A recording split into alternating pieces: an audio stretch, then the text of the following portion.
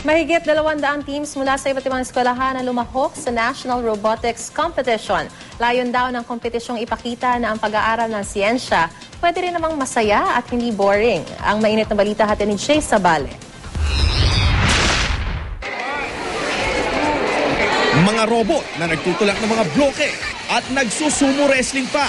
Ilan lang yan sa mga robot na gawa ng elementary at high school students na lumahok sa National Robotics Competition dahil palawak na ng palawak ang mga role ng mga robot sa buhay natin.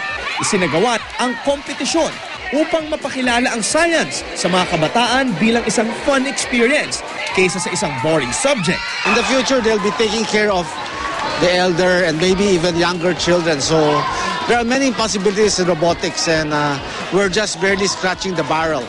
Nasa 226 teams ang lumahok ngayong taon sa kompetisyon. Ang team ng Letran High School na lumikha sa Walk Care Robot ang nanalo last year sa isang kategorya sa International Robotics Olympics. Silver medal sa creative competition ang nasumpit nito sa robot nilang walker para sa matatanda.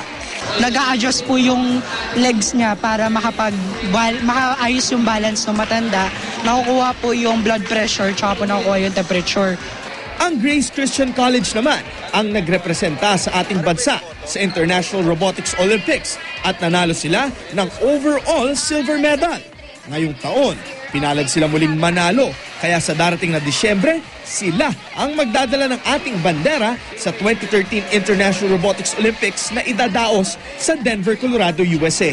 Gusto rin namin na ma-learn ng world na magaling rin kahit as Filipinos, magaling rin mag-robotics na at even as young as we are, kaya na namin gawin to. Jay Sabale, GMA News.